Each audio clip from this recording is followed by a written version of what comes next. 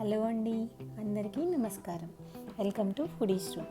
ఈరోజు మన ఫుడీస్ రూమ్లో నేను చూపించబోయే రెసిపీ కాకరకాయ ఉల్లికార. జనరల్గా కాకరకాయ చేదుగా ఉంటుంది కాబట్టి చాలామంది తినడానికి ఇష్టపడరు. అలా చేదుగా లేకుండా చాలా టేస్టీగా కాకరకాయను ఎలా చేయాలో ఈ వీడియోలో చూద్దాం. Let's start. ముందుగా కాకరకాయల్ని శుభ్రంగా కడిగి ఇలా లైట్గా పీల్ చేసుకోండి.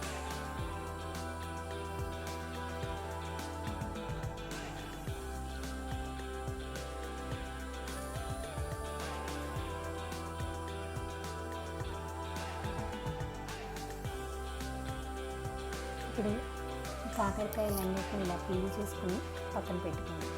వీటిని చివర్లను కట్ చేసేసి దాని మధ్యలో ఒక చీలిక చేసుకోండి.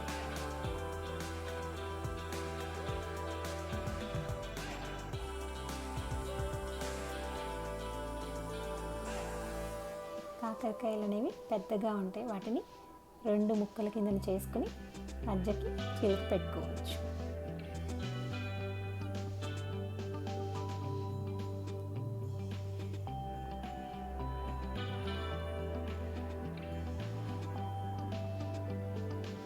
ఇప్పుడు వీటన్నిటిని ఒక బౌల్లో వేసి దానిలో 1 టీ స్పూన్ ఉప్పు, 1/2 టీ స్పూన్ పసుపు వేసి కాకరకాయల మొత్తానికి పట్టేలాగా మిక్స్ చేసుకోండి.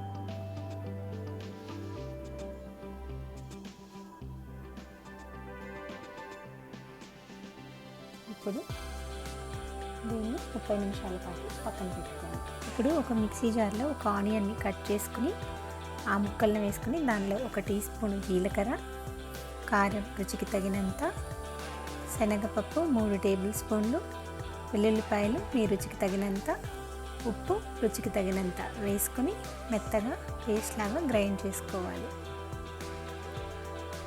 ఇలా గ్రైండ్ చేసి ఉంచుకున్న పేస్ట్ని పక్కన పెట్టుకోండి.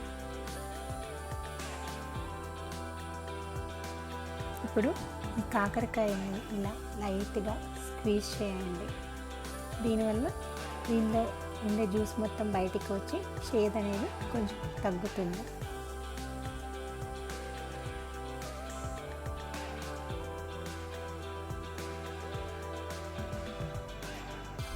ఇప్పుడు ఒక కడాయిలో నూనె పోసుకొని అది కాగాక దానిలో ఈ స్క్వీజ్ చేసి పెట్టుకున్న ఈ కాకరకాయలు మొత్తాన్ని వేసి లో ఫ్లేమ్ మీద వేయించుకోవాలి. కాకరకాయలు అనేది లో ఫ్లేమ్ మీద వేయించుకుంటే అవి లోపల బాగా కుక్ అవుతాయి. అంతేకాకుండా వీటిని ఇలా మధ్య మధ్యలో కదుపుకుంటూ వేయించుకోండి. కాకరకాయలు ఇలా వేయించుకోవడం వల్ల నూనె అయితే ఎక్కువేమీ పట్టదు.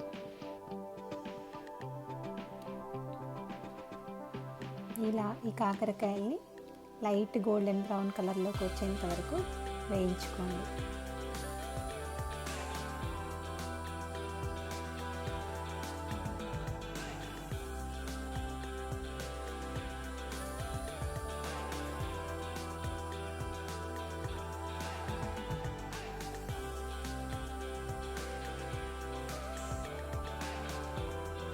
ఇప్పుడు వీటిని తీసి ఒక ప్లేట్లో పెట్టుకొని పక్కన ఉంచుకోండి. ఇప్పుడు అదే ప్యాన్లో నుంచి నూనె అంతా తీసేసి ఒక 2 టేబుల్ స్పూన్ల నూనె ఉంచుకొని ఈ గ్రైండ్ చేసి పెట్టి ఉంచుకున్న ఈ ఆనియన్ పేస్ట్ని మొత్తాన్ని వేసి ఒక 5 నుంచి 10 నిమిషాల పాటు పచ్చివాసన పోయేలాగా కుక్ చేసుకోండి.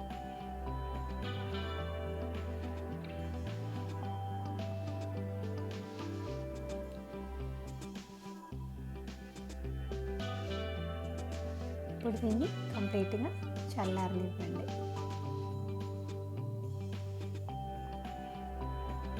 ఇలా ఈ చల్లారిన ఈ పేస్ట్ని మనం ఆల్రెడీ ఫ్రై చేసి ఉంచుకున్న ఈ కాకరకాయ మధ్యలో ఫిల్ చేసుకుని వీటిని పక్కన ఉంచుకోండి. ఇప్పుడు అదే ప్యాన్లో ఇంకొక టేబుల్ స్పూన్ నూనె వేసి ఈ స్టఫ్డ్ కాకరకాయలు మొత్తాన్ని వేసి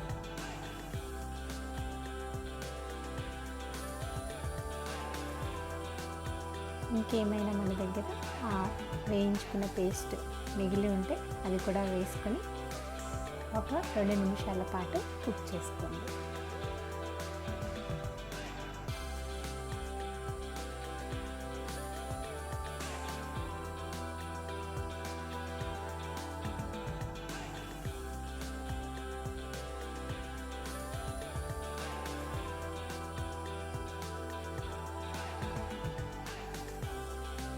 చూడండి, మనకి ఈ కాకరకాయ ఉల్లికారం అనేది రెడీ అయిపోయింది.